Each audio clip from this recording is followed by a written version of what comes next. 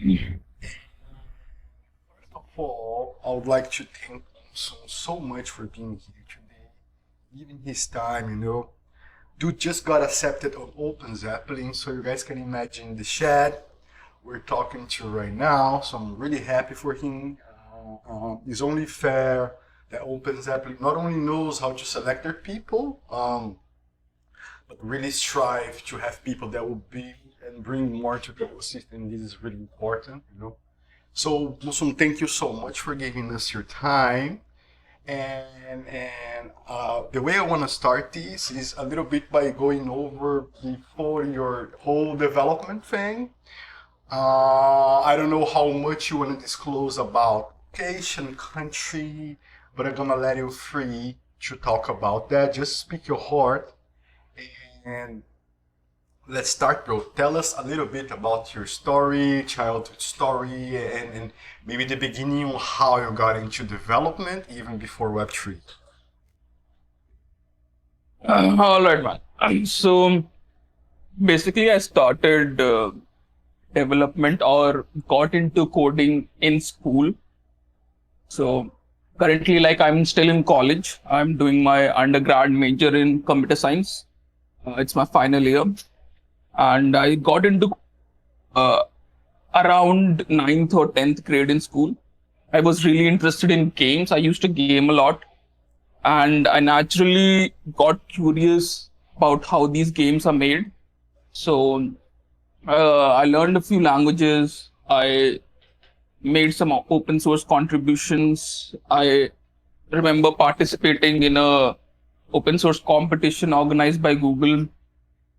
And then by the time I graduated high school, the ICO boom, the 2017 ICO boom was like in its peak. So I invested some money in some coins, and other than Bitcoin and Ethereum, everything I invested or I touched, everything went down to zero. And after that, uh, the technology was really. I was really fascinated by the technology, so I started learning more about the tech, and then I got involved in a project in the Zcash ecosystem. It was a service status dashboard that used to monitor all the services uh, of the Zcash blockchain and the other applications that were built on top of it. And then I worked on it for like a year, a bit more than a year. Then I switched to another company called Yield which is in the Polkadot ecosystem. It's like it's a staking product, kind of like Lido.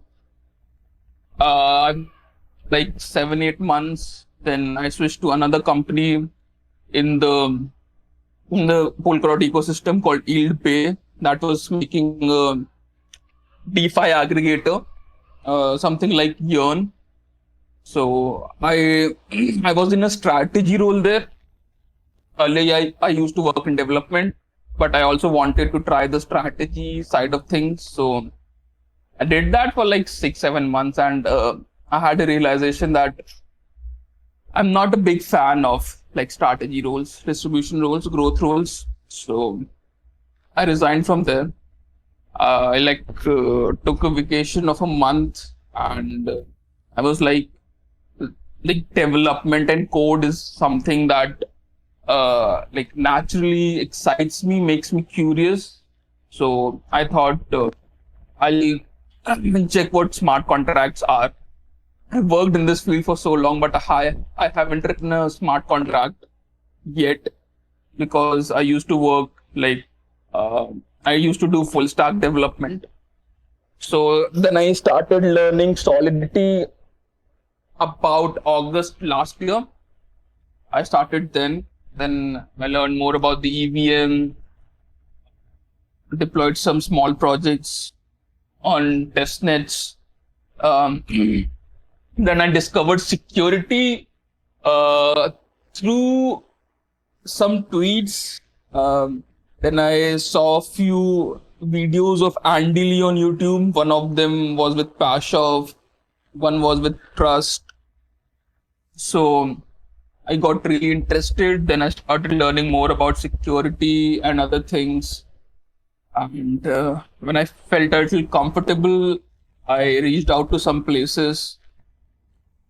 Then I interviewed for some roles, and I got into OpenZeppelin and a few other firms. And I just completed my first week at OpenZeppelin Wow. yesterday.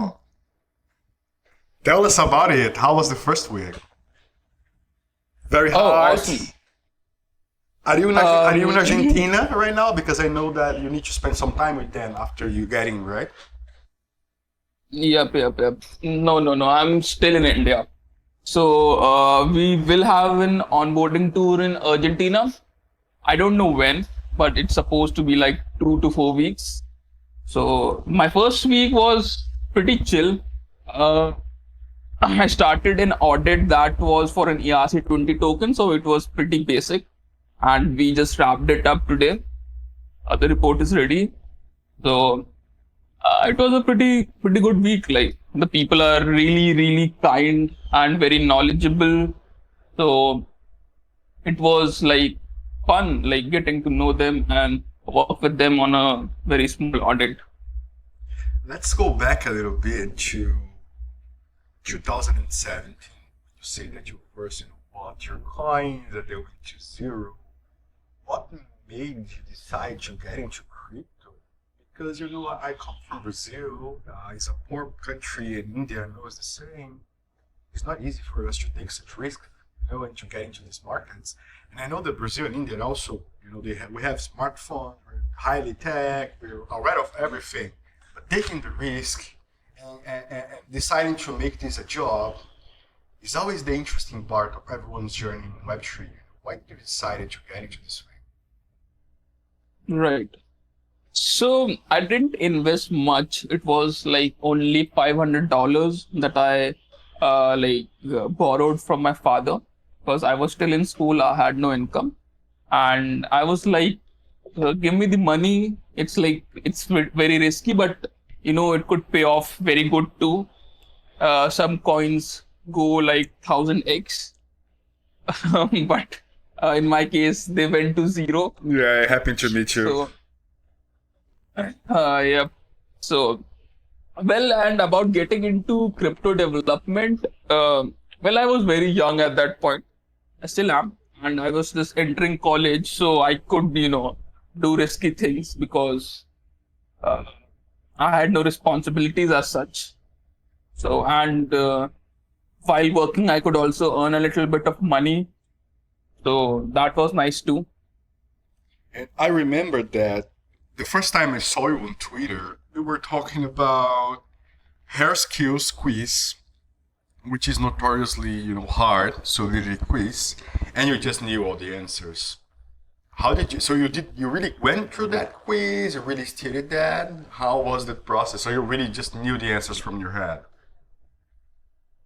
Well, I remember that time it was Jackson was, was gathering some questions for his upcoming book, and I had given that quiz like couple of weeks before that, and I was also studying a lot of EVM and Solidity at that point, so everything was really fresh in my mind. So I was able to think of the answers and reply to you. Let's dive a little bit into the technicals, and let's dive into a little bit of auditing. Monsoon, from a shed like you, what is the process to dive into a contract? And I want to know one specific thing, which is when do you feel safe regarding a function? So I looked at this enough times that in my heart I feel that it's safe, even when extended and used, whatever is the contract scheme, the contract callback. When do you feel that it's safe to go to the next piece of code? Well, what I do is I do multiple rounds of reading the contract, and multiple passes. So first time I just skim through the contract, see what it's trying to do, you know, read the spec or the no like read me and understand like what they intend to build, because you know the difference between what the developers intend to build and what they actually implement are the bugs. So you need to find where the variance occurs. So I read the contracts, I read the functions as many number of times that I need. My goal is to get all that code like loaded into my RAM, like my brain. So if the need be, I could write like the entire contract just from memory without looking at the code.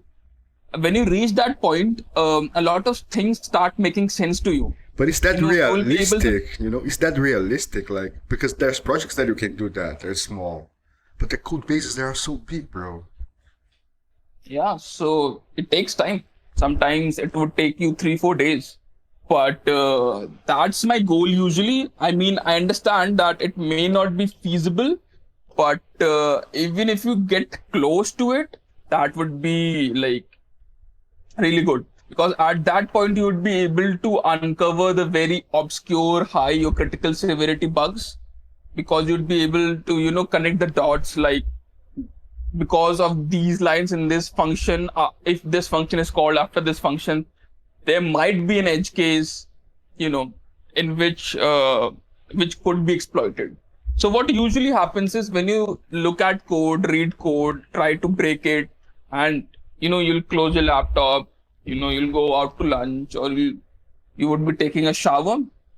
If you've read the contract enough number of times, if you've gone through the code, internalize the code, that's the moment when you're not looking at code that the real, obscure vulnerabilities come, like at least to me.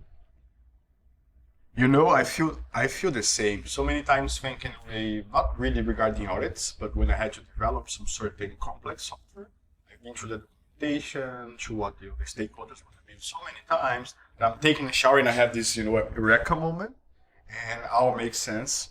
And I do understand, bro. What about the stack? Usually you use Manticore, Slither. What are your plugins on VS Code? Can you tell us a little bit about your stack? Like what kind of tools I use? Yeah, what kind of tools you use, like when you're doing an audit? So you go for Solidity Visual Auditor, plus you're doing like, some debugging with Foundry.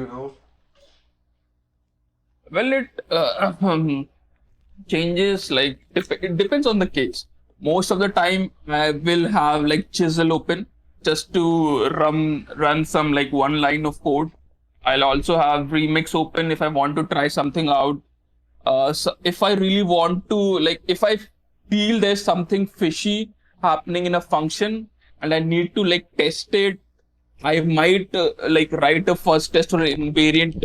Like it's mostly a first test that I'll write in Foundry, you know. So and other than that, it's just like manually reviewing code on VS Code. Like that's what I do. Like 95% of the time, I'll just be reading code on and making those at the rate audit comments in VS Code. Bro, this is like a personal advice, I would say, guide for me. That would be, right now, the way I feel about Solidity is I know a lot about the Solidity syntax, so I know pretty much I can do basic audits that do not involve any complex mathematics, mostly looking into flash loans, maybe access control, maybe some overflowing, also things that are not initialized. But I'm having a really hard time wrapping my head around the program counter and the bytecode. Like I don't know how to use EVM codes. I don't know how to make sense of a DUP1, DUP2. What would you say for me? How can I, break that limit in my head? How can I go over that? Hmm. So if you really want to dive into the bytecode and the EVM side of things, there are a lot of great resources. Like Knox's EVM handbook is a very good one. So you could just, write code in the EVM.codes playground and, it has an option where you could run one opcode after the other. The Remix debugger also has that. But from an auditor's perspective, you don't need to know all these things about the EVM. They certainly help, but most of the bugs that the uh, higher severity bugs aren't are not syntactical bugs. They are bugs that are due to bad implementation of the logic. So, like what they assume the game theory to be, sometimes that's wrong. Sometimes they implement mathematical formulas wrong. So that's where I believe, or I have seen, the highest severity bugs to come. But if you want to learn more about EVM, like EVM.codes playground is probably the best resource that I know. And bro, regarding thank you for that. And regarding audits, do you think an audit can ever be perfect in the sense that, let's say I have this protocol and I do an audit and everything's perfect on my side and I have a lending protocol, and then I have to accept this asset from this other protocol that could be flawed. How do we deal with these economical failures? And usually, now I don't know if you can talk this or not, and I don't know if you know this yet or not, how does a auditing firm approaches these kind of risks? Are those stated to the client?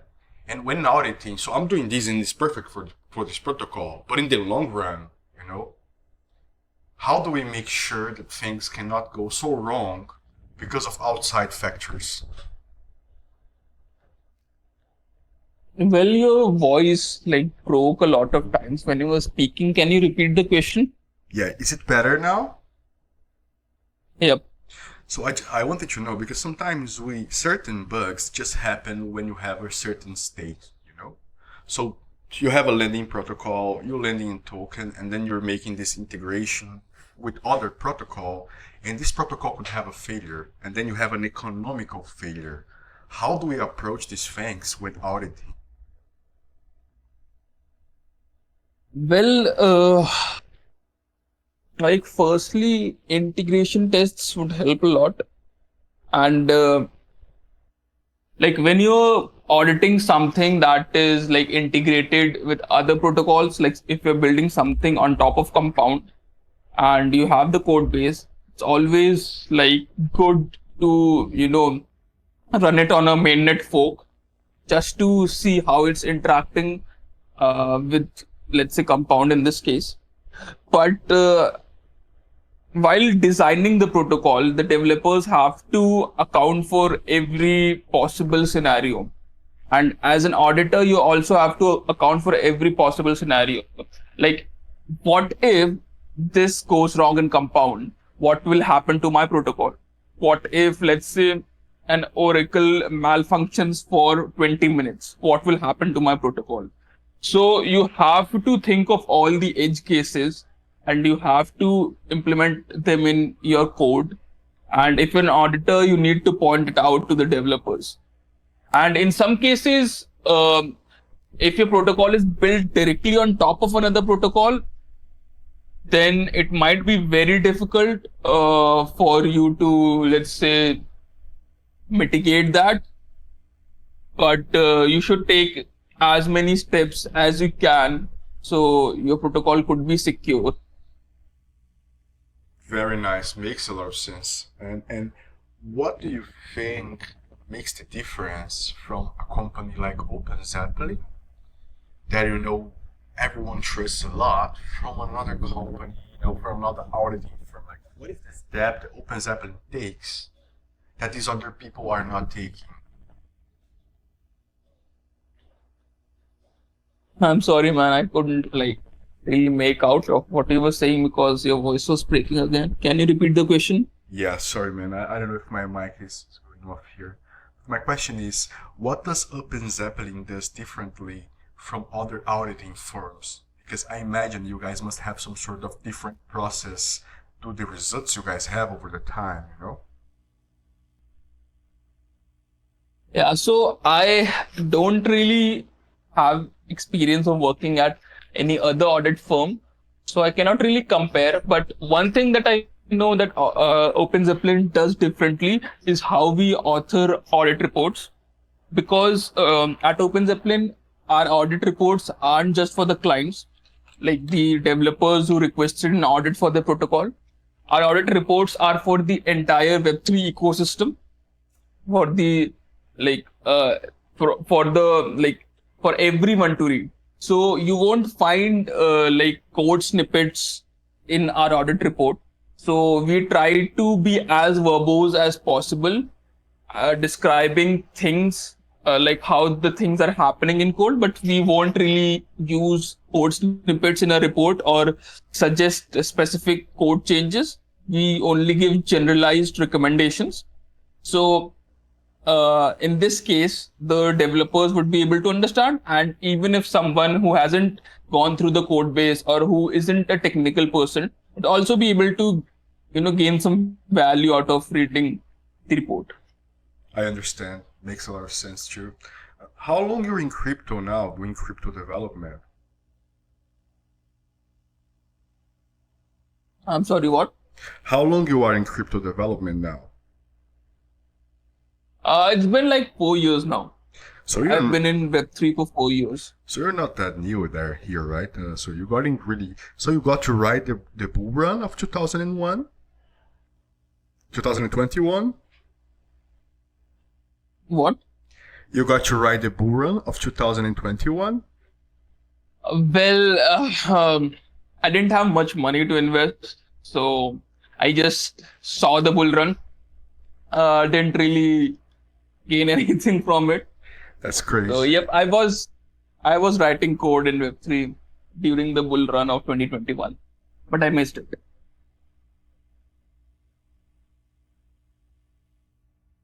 I'm just changing my microphone. Give me 1 second.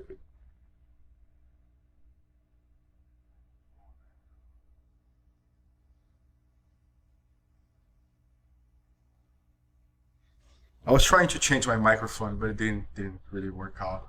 Cool, bro. What are the plans now? I mean, you have this new challenge, new job coming. Um, I know you'll be doing a lot of hard working, studying a lot. What are the plans for the coming year? For the coming year, my only plan is to upskill myself. Like one of my reasons for joining OpenZeppelin was because it's full of the best people in this security space, and I believe that will working with them will accelerate my growth the most. I could have also done it like I could also have stayed independent or joined any other firm, but right now I'm prioritizing my growth and my learning, and that's what I want to do. I'm also thinking of like participating in crowd audits like C4 and Sherlock, probably in a month or so, uh, when I have free time on the weekends. But let's see. Let's see. And how do you deal with the stress of being an auditor? Because it's a really stressful job. Um, Having to look at people code, judge it, see if there's no problem, and sign your name over it. How do you deal with that? Is that easy for you? Well, I'm pretty new to the field, so at this point, I only feel whenever I find bugs that I'm providing value to my client, to the client, and also to the end user indirectly. So that's what I think that I'm trying to do my best. And even if I miss some vulnerabilities, then that is it. You cannot obviously make any code free of bugs. I try my hardest so that uh, like nothing, like no bugs are left in the code, but you know, I can only do the best I can. So there's no like I could take like tension over it and be scared, but what's the use? And what is your opinion on the AI auditing that's coming now? Everybody's talking about. You think this is really going to be a thing? So about AI auditing, I saw that C4 is also allowing some kind of bots to audit for the first half an hour or an hour of a competition. So, well, let's see how it goes. Uh, I believe that these bots or AIs are not there yet where they can replace manual audits, because a lot of things, you have to think in a way that they probably won't be able to. They might have seen all the contracts that have ever been deployed. They might be trained on that, but still, it would be really hard for an AI to catch a novel bug. Let's say a novel type of protocol is being audited that an AI has never seen. So I don't think it would perform a very good job while auditing it. I do understand that. And can we talk a little bit about the blockchain scene? Like any interesting work you see being done? What do you think about the Ethereum, updates, account abstraction stuff? Can you give us a little bit of your view on Ethereum and the blockchain space? Well, about the blockchain space in general, that I believe that it's a very revolutionary technology. All the all the advancements that have been done in this field, especially because it gives power back to the people, in the sense like uh, people can be their own banks, they can manage their own money. You know, if you like keep money in a bank, in a traditional bank, and some fraud happens, it collapses, it's usually the common person who's holding the bag. But with DeFi, there's a chance for this to be changed, because it's decentralized, it's permissionless, it's open, it's trustless. So that's what I think, and I do think it's revolutionary. It's not, the user experience is just not there when everyone can use it. But I like to compare it with computers in the 1950s. They were there, but they weren't like usable by every person. A lot of people worked really hard to get it into everyone's hands. It took them decades, and as people in Web3, I believe it's our responsibility to carry forward the mantle. And Ethereum right now is like one of the most secure, stable, and promising chains. It's like also one of the oldest chains to support smart contracts. And I don't really know a lot about how the developments are happening, so I'm the wrong person to comment on that. But I think it's in good hands, the development of Ethereum. And can you tell us a little bit of a bug that frustrated you, that was hard to find, and you had to battle with it for a time, and then you understood it? That's a nice question. Um, Sometimes there are dependencies in the smart contract that you're auditing, and you think you know exactly what the dependency contract has, like the code of the dependency contract, but you don't, but you're missing something. So sometimes, you'll see an OpenZeppelin contract been inherited, and you're like, oh, and I know every line of this contract, but you sometimes miss something. So there's, the roles contract, which of Yeah, OpenZeppelin. It has a yeah, yeah, yeah, yeah. it has a function which allows anyone to renounce their own roles. So I was auditing a contract, and it was using roles to make blacklists. But I thought that that was all right. But when I eventually opened the roles contract, just to check that there's nothing there that I don't know, I I glanced upon the renounce function, and I was like, oh fuck, I should have opened this contract earlier, seen this contract earlier. So happens with dependencies, it always happens. Okay, bro. Now I want to throw out all the technical stuff, and I want to talk about things that's gonna happen. Because, bro, now you're a massive chef working in OpenZeppelin. The bull run is about to kick in. You have any idea about how beautiful your future is about to be? Um, I don't know, but I'm definitely excited for that because we all have worked and we are working very hard, everyone in this space, and we do deserve, to get eventually compensated good for our efforts. So let's see. Let's see what happens.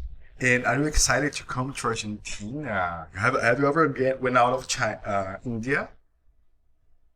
Yeah, once. I've been to the US once, like You liked it? 6 or 7 years ago. Oh yes, it was a good experience. I was in the Bay Area for a week and I liked it. And so I'm very like stoked to fly to Argentina, stay there for some time, meet my teammates, some of my teammates, and just have fun, play some football. You're gonna love it, bro. And today, are you open to move out of India, go to some other place to live for a while? Because now you can have the nomad lifestyle. Just take your computer and fly around.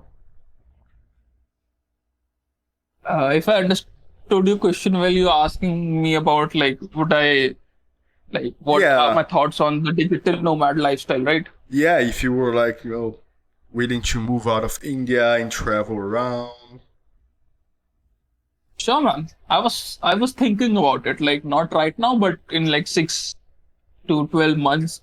I do want to like travel a bit, work and also travel like a digital nomad, like probably for 6 months, and visit like a dozen countries, and then probably come back.